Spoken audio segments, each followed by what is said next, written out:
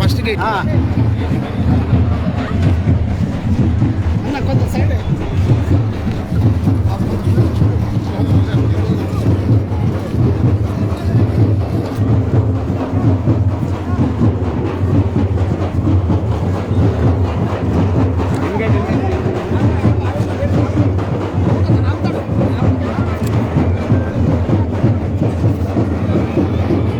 అది కొంచెం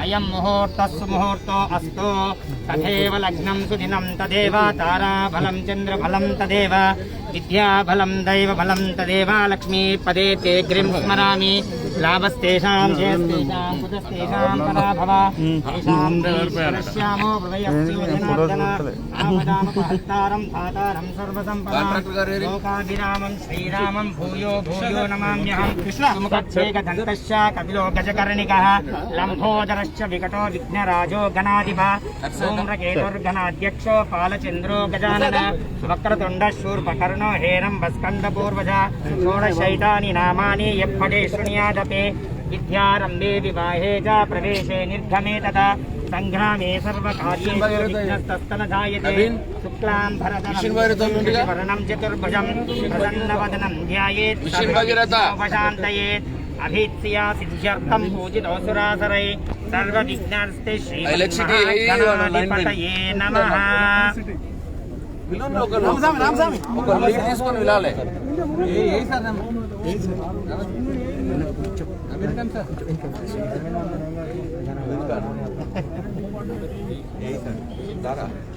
यही सर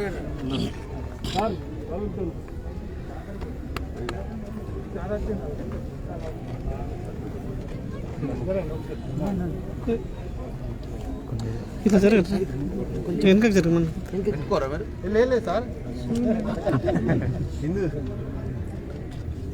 अक्षित प्राप्तिः मिशन बागी रहता उन्ने ना बाबू इंतक ना स्टेज दर साइड వద్దు వెనక అన్న వెనక వచ్చేసి రామ్లో సైడ్ సరిపోదు జరుపు జరుపు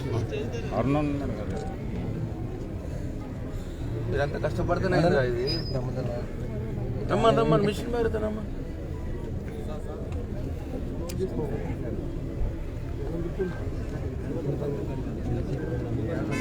अनिल सर अनिल अनिल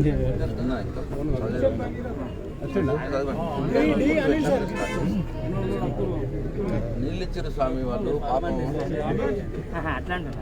ओम ध्रुवन्ते राजा वरुणो ध्रुवन्तेवो बृहस्पति ध्रुवन्त इन्द्रश्चाग्निश्च राष्ट्रं धारयतां ध्रुवम् अद्य पूर्वोक्तवं गुणगण विशेषण विशिष्टायां शुभदितो यजमान्याः सोतात्मन्यं कृत्वा ओम आचम्य प्राणान् आचम्य ओम केशवाय स्वाहा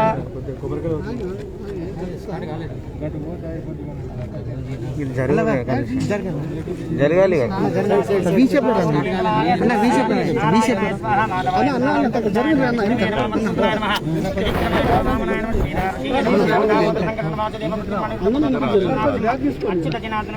श्रीकृष्णाय नमः श्रीकृष्ण परब्रह्म ऋषि परमात्मा देवता देवी गायत्री छंद प्राणायामे विनियोगः अद्य पूर्वोक्तं गणगण विशेषण विशिष्टायां शुभदितो श्रीमान् श्रीमतः यजमान्यस्याः गोत्रोद्भवायां हेमलवंशोद्भवायां यजमान्याः चिरञ्जीविनः प्रशांत रेड्डी नामधेयस्य लक्ष्मी सौभाग्यवती धर्मपत्न्याः नीरजारेड्डी नामधेयस्य सह कुटुम्बानां समस्त वेल्पुरुषामानाम् अभिवृद्ध्यर्थम् इष्टकाम्यार्थफलसिद्ध्यर्थं सामूहिक नूतन गृहप्रवेशाख्यस्य कर्मणि समस्त धनधान्य वस्तुवाहन अखंड योग्यता प्रसाद सिद्ध्यर्थं श्री लक्ष्मी नृसिंहस्वामी देवता प्रसाद सिद्धिद्वारा नूतन गृहप्रवेशाख्यस्य कर्मणि कल्वकुंड चंद्रशेखरराव कॉलनी प्रारंभोत्सवाख्यस्य कर्म करिष्यमाणः इति संकल्प्य कलशाराधनं कुर्यात् आकलिशे एषु धावते पवित्रे परिचक्षते मुक्ते यज्ञेषु वर्धते आपो वा इदहं सर्वा भूतान्यापप्राणावापः पशुवा आपस्सम्राडापो विराडापो ज्योतिश्चन्द्रागापो आपो ब्रह्म भूर्भुवस्वरो गन्धं धारयामि गन्धद्वारां दुरादर्शां नित्यपुष्टां गरीषणीं ईश्वरीघं सर्वभूतानां स्वामिहोपये श्रियम् आर्तिकाचूर्णं समर्पयामि कुङ्कुमद्रव्याणि समर्पयामि ओम अपवित्र पवित्रो वा सर्वागस्थाङ्गतोऽपि वा यस्मरेत् पुण्डरीकाक्षसभायान्तरशुचिः पुण्डरीकाक्षाय नमः। निर्विघ्नपरिसमाप्त्यर्थं गणपतिस्मरणं ध्यायेत्। ओम गणानां त्वा गणपतिर्जगत्से गणपतिर्हावाने विनियोगः। निशिचीद गणपते गणेशं वृत्वा महोर्विप्रदमङ्गवीन न ऋते त्वद्रियते किञ्चनारे महामर्कं मघवन् चित्रमर्च। गणानां त्वा गणपतिगम् अवामहे कविं कवीनामुपमश्रवस्तमं। ज्येष्ठराजं ब्रह्मणां ब्रह्मणस्पद आनशृण्वन्नोतिभिः सीदसाधनम्।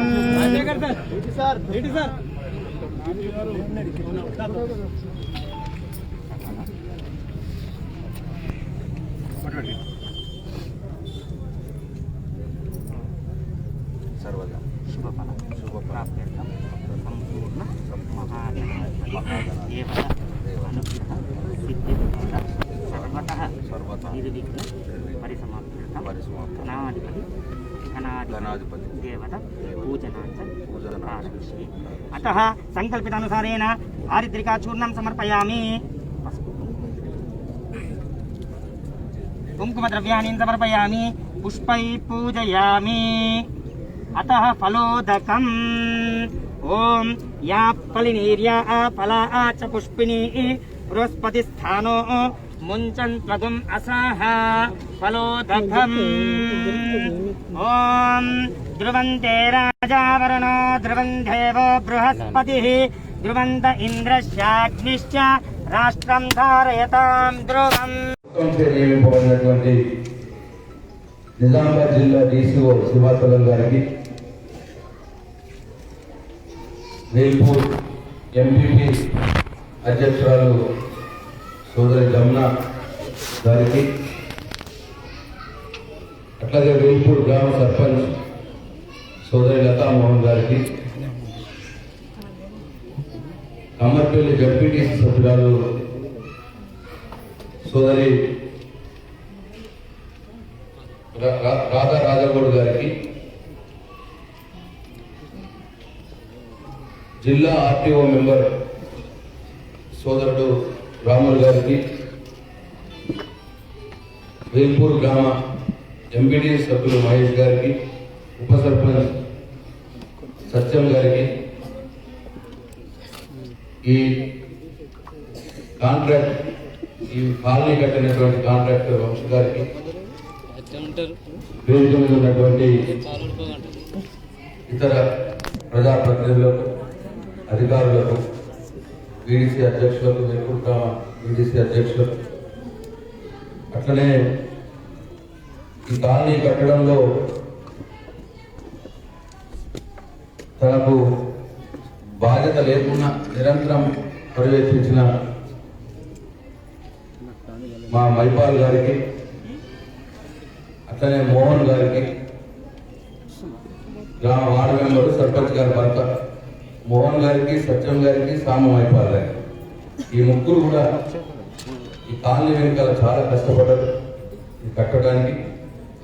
అట్లనే ఆ ఎలక్ట్రిసిటీ డిపార్ట్మెంట్ నుంచి ఆ ఏఈ గారికి లైన్మెన్ స్వామియా రామస్వామి, లైన్మెన్ పిల్లగారు రామస్వామి ఉన్నాడా? రారా బాబు ఇక్కడ.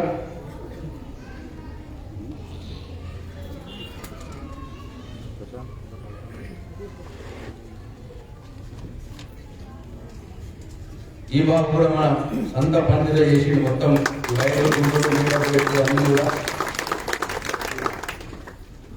అట్లనే మిషన్ పరిగిన కనెక్షన్ ట్యాంక్ కట్టుకోవాలనుకున్నాం కానీ అంత టైం లేదు అంటే పెద్ద లైన్ నుంచే డైరెక్ట్గా నా గ్రామం కదా అని చెప్పి పెద్ద లైన్ నుంచే డైరెక్ట్గా లైన్ ఇచ్చి మిషన్ పరిగణ నీళ్ళు ఇచ్చినటువంటి మిషన్ పరిగణ అధికారులకు, అట్లనే ఈ మొత్తం కాలనీ కట్టినటువంటి ఆర్ఎండ్బి మా ఎస్సీ గారికి, మా ఏఈ నర్సయ్య డి ఉన్నాడా? ఏఈ నర్సయ్య ఈయన ఇంజనీర్, ఈయన దగ్గర చూసుకున్నాడు మొత్తం. ఇట్లా అందరికంటే ముఖ్యంగా ఏంటంటే మా ఎంఆర్ఓ సతీష్ గారు ఏడున్నాడు.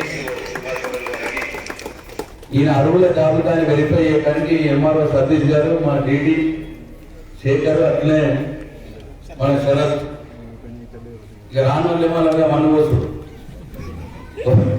వచ్చిన వాళ్ళు ఎట్లున్నారో తెలియదు, కానీ వాళ్ళే ఇలా ఇల్లు ఉన్నదా లేదా, ప్లాట్ ఉన్నదా లేదా, ఎందుకంటే నేను పట్టించుకోలేదు. మీరు అధికారులే చూడండి, న్యాయంగా ధర్మంగా ఎవరైతే నిజమైన పేదలు ఉంటారో వాళ్ళు చూడండి అంటే వాళ్ళే తిరిగి ఆ తిట్లన్నీ తిన్నారు పాపం మీరు ముగ్గురు. ఇంకా తింటారు మిమ్మల్ని, ఆ కోపంలో తింటారు, భరించాలి తప్పదు. మీకు కూడా అందరికి కూడా పేరు పేరున నా హృదయపూర్వక ధన్యవాదాలు. ఇవాళ 112 ఇళ్ళ కాలనీ కట్టుకున్నాం. మరి కాలనీ కట్టడానికి 6 కోట్ల రూపాయలు, 6,60,00,000 ఇంట్లో 7 కోట్ల రూపాయలు, 7 కోట్ల రూపాయలు మంజూరు చేసిండు మా అందరి ప్రియతమ నాయకుడు గౌరవ ముఖ్యమంత్రి కేసీఆర్. వారికి కూడా మనందరి పక్షాన ధన్యవాదాలు తెలుపుకుందాం. అట్లనే ఇవాళ 112 ఇళ్లలో 77 ఇళ్ళు మనం అలా చేసినాం. ఆ 77 ఇళ్ళు పొందినటువంటి మీ అందరికీ కూడా నా హృదయపూర్వక శుభాకాంక్షలు తెలియజేస్తాను. అట్లనే ఎవరికైతే ఇంకా రాలేదో ఈ గ్రామంలో సర్వే చేస్తున్నారు. నేను దీంట్లో రాజకీయాలు చూడలేదు, నాని అనే భేదం చూడలేదు. అన్ని పార్టీల వారికి దీంట్లో వచ్చినాయి, అన్ని కులాల వారికి వచ్చినాయి. వేల్పూర్ ఎవరైనా నా మనిషి, వేల్పూర్ గ్రామంలో నాకు ఎవరు దూరం కాదు, అందరు నా మనుషులే. కాబట్టి నేను లిస్ట్ ఏం ఫైనల్ చెయ్య, మీరే వెరిఫై చేయండి అని చెప్పిన అధికారులకు చెప్పిన. వాళ్ళు నాకు చాలా మందికి వచ్చింది కూడా నాకు తెలియదు. నేను ఇక్కడికి వచ్చినాకనే నీకు వచ్చిందా నీకు వచ్చిందా నీకు వచ్చిందా అని అడుగుతున్నాను. అట్లా నిష్పక్షపాతంగా అసలు దాని గురించి ఎవరికి వస్తున్నది అనేది నేను అసలు మనసులో పట్టుకోవాలి.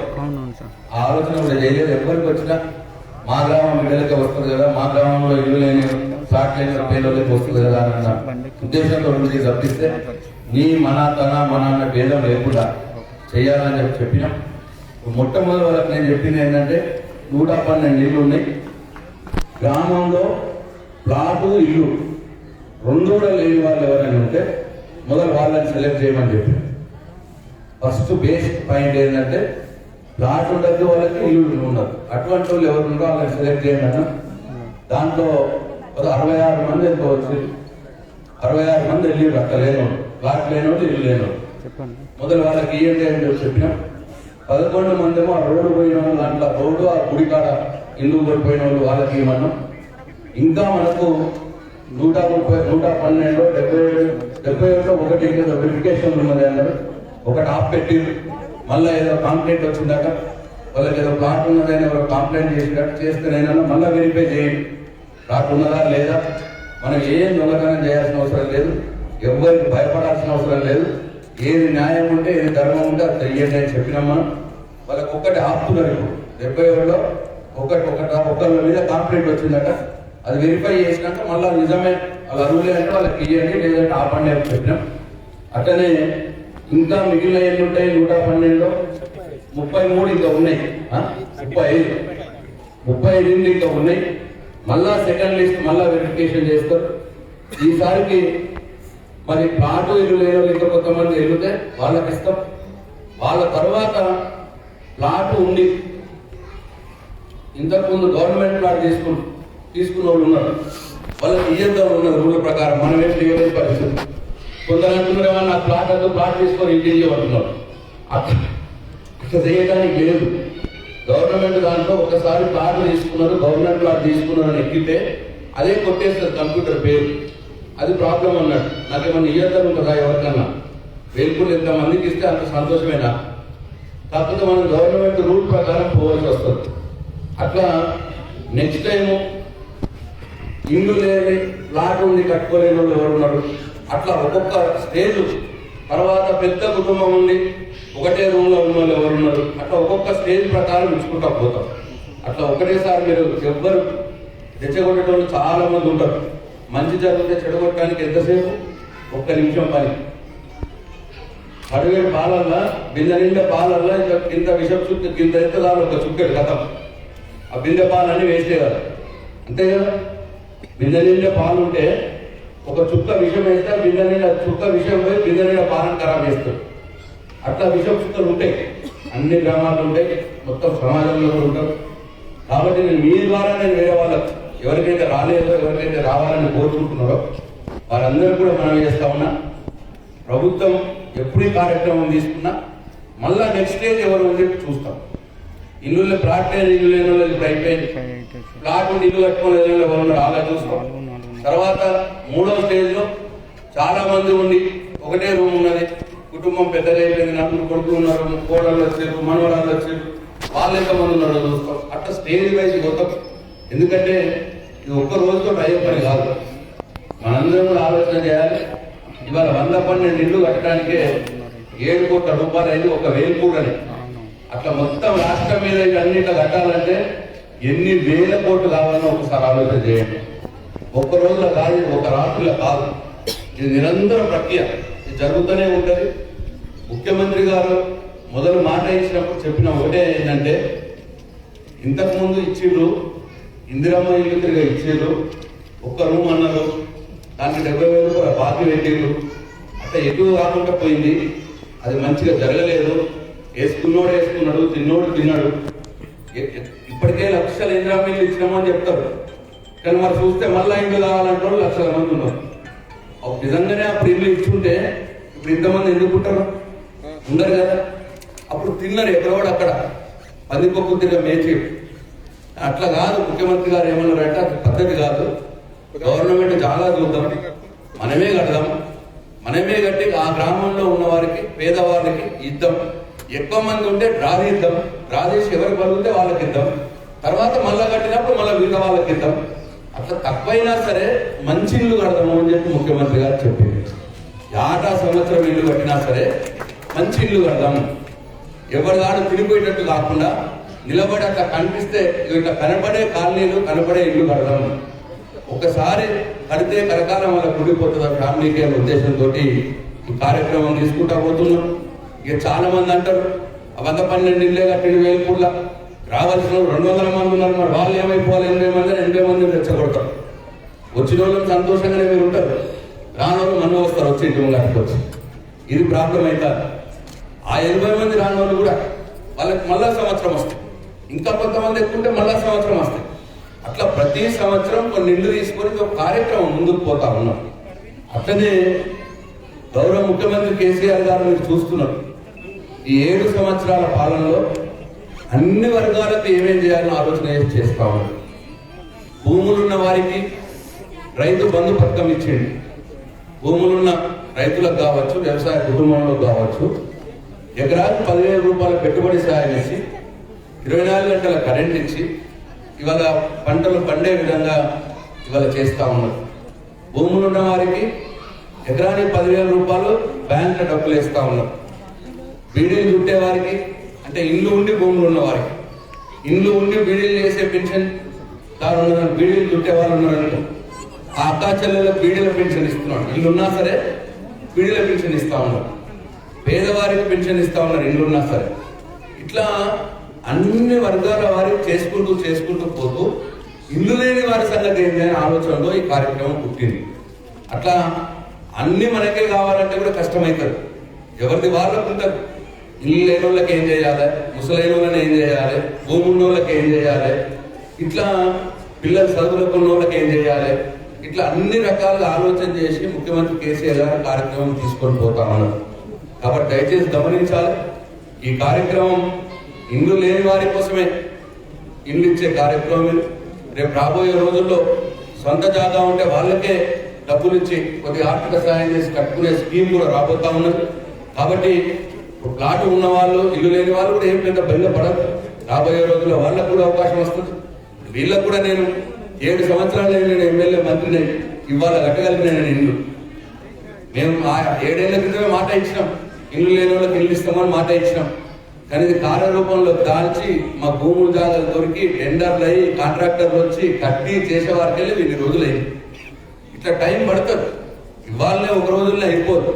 కాబట్టి ఎవరు కూడా అట్లా బాధపడాల్సిన అవసరం లేదు అని చెప్పి నేను ఈ సందర్భంగా వేల్పూర్ ప్రజలకు విజ్ఞప్తి చేస్తా ఉన్నా. వేల్పూర్ నా గ్రామం, నా సొంత గ్రామం. ఆ భగవంతుడు మంచిగా దయచేస్తే ఎన్ని ఎక్కువ ఇల్లు తీసుకురావాలి ఎక్కువ ఇల్లు తీసుకొస్తా, ముఖ్యమంత్రి గారి కాలు మొక్కలు తీసుకొస్తా, నాకేం ఇబ్బంది లేదు. కానీ అన్ని ఉండి కూడా నాకు కావాలని కోరుకున్నాడు తప్పు అని చెప్పి నేను మనం చేస్తా ఉన్నా. కొందరు వస్తున్నారు నా దగ్గర, ఇల్లున్నారు కానీ పాతగా అయిపోయింది చెప్పి నా దగ్గర గబ్బు పెట్టు ఇవ్వంటారు. ఇక పాత అయిన వాళ్ళకల్లా ఇల్లు ఇవ్వాలంటే ఒక కొత్తూరే కట్టాలి. వేలుపులు ఎన్ని ఉన్నాయో అన్ని ఇల్లు కట్టాలి. అది సాధ్యమవుతుందా? భగవంతుడికన్నా సాధ్యమవుతుందా? అది అట్లా అన్ని కాని కోరికలు కోరదు దయచేసి. ఏ స్కీము ఎవరికి ఎట్లా ఫిట్ అవుతుందో వాళ్ళకి అట్లా అందుతా ఉంటాయి. ఇవాళ వ్యతిరేక పార్టీ వాళ్ళకి ఏమున్నది? అలా తెత్తి లేదు, కత్తి లేదు, మాట్లాడలే కదా. ఇవాళ ఎవరైతే రెచ్చగొడుతున్నారో ఆ నీకెందుకు రాజీలో ఎవరైనా రెచ్చగొడుతున్నారో వేరే పార్టీ వాళ్ళు, మరి ఆ పార్టీ వాళ్ళు కూడా కేసీఆర్ తిరిగినే 18 రాష్ట్రాల ముఖ్యమంత్రి ఉన్నారు. ఆ పార్టీ వాళ్ళు బీజేపీ పార్టీ వాళ్ళు ఎవరైతే రెచ్చగొడుతున్నారో 18 రాష్ట్రాలలో వాళ్ళు కూడా ఉన్నారు ముఖ్యమంత్రిగా కేసీఆర్ తిరిగా. ఆ ఉన్న 18 రాష్ట్రాల్లో ఒక్క ఇల్లు కూడా కిసుకుంటుంది కట్టలేదు ఇప్పటిదాకా. ఒక్కటంటే ఒక్కటి. నేను 112 ఇల్లు కట్టాను కదా వేల్పూర్లా. అలా రాష్ట్రాల దేశం మొత్తం మీద ఒక్క ఇల్లు కట్టలేదు 2 బెడ్రూమ్ ఇల్లు ఇప్పటిదాకా. వాళ్ళు మాట్లాడతారు, వాళ్ళు రెచ్చగొడతారు. కాంగ్రెస్ వాళ్ళు కూడా వేరే పార్టీలు, కాంగ్రెస్ కానీ బీజేపీ కానీ, కాంగ్రెస్ వాళ్ళు 4 రాష్ట్రాలు ఉన్నారు, బీజేపీ వాళ్ళు 18 రాష్ట్రాలు ఉన్నారు. ఆ 22 రాష్ట్రాలల్లో మన దగ్గర తెలంగాణకి 22 ఉన్నాయి. ఇంకా ఆ 22 రాష్ట్రాలలో ఒక్క 2 బెడ్రూమ్ ఇల్లు కట్టి పేదలకు ఇయ్యలేదు ఇప్పటిదాకా. వాళ్ళు మాట్లాడతారు. చెప్పేటోళ్ళకైనా బుద్ధి ఉండాలి, వినటోళ్ళకైనా ఉండాలి.